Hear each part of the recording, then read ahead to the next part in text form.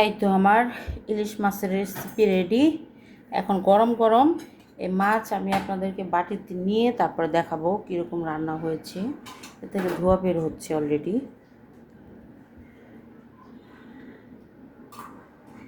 খুব সাবধানে উঠাইতে হবে, না হলে ভেঙে যাবে। অনেক নরম সফট হয়েছে। বিসমিল্লাহ।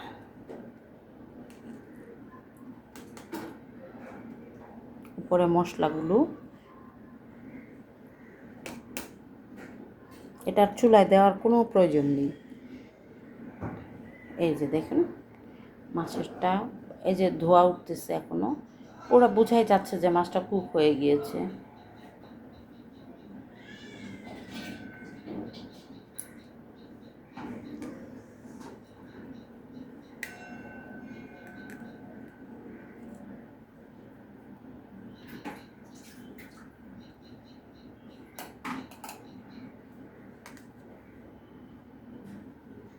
পার্ট বাই পার্ট উঠাতে হবে, দেওয়ার সময় ঠিক যেভাবে দেওয়া হয়েছে এখন ওইভাবেই উঠাইতে হবে।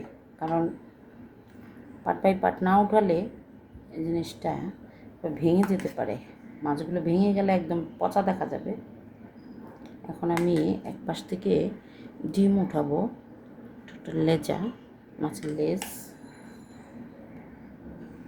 ঝোল দিয়ে দিই, তাহলে আপনার কালারটা সম্পূর্ণ বুঝতে পারবেন।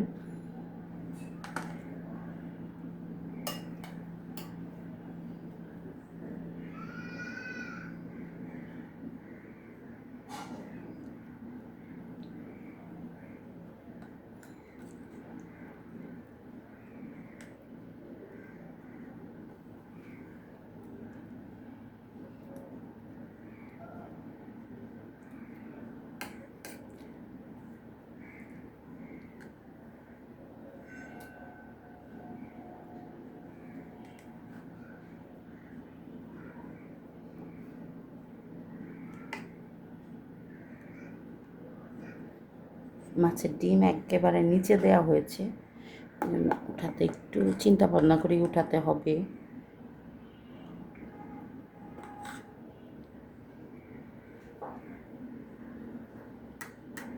মাছের মাথাটা একটু কুক হয়েছে, দেখুন সুন্দরভাবেই।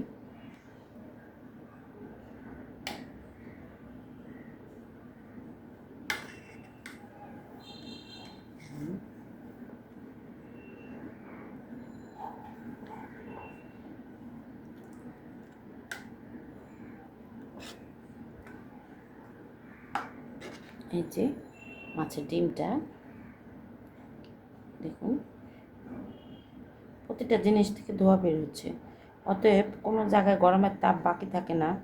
তো এভাবে ওভেনে বেক করে আপনারা বাসায় ট্রাই করে দেখবেন। সব মাছ দিয়েই করতে পারবেন, অন্যান্য যে কোনো মাছ দিয়েও এটা করে খাওয়া যায়।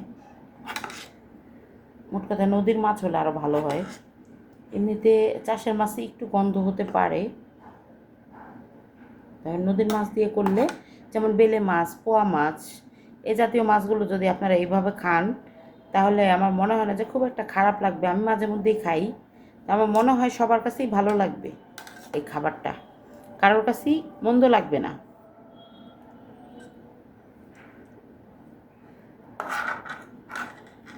এই যে আরেকটা ডিম এবং মাছ উঠলো, এটা পুরোটা উঠাচ্ছি আপনাদেরকে দেখানোর জন্য যে পুরোটা কীভাবে। এই যে দেখুন সম্পূর্ণ জিনিসটা কুক হয়েছে। এই যে ঝোলের কালারটা দেখলেই বোঝা যাচ্ছে, আর দেখতে খুব লোভনীয় লাগছে। কেউ নজর দিয়েন না, বাসায় রান্না করে খেয়ে ফেলবেন। আর নজর দিলেও কিছু করার নেই, আমি তো আর জানবো না যে আপনারা নজর দিচ্ছেন।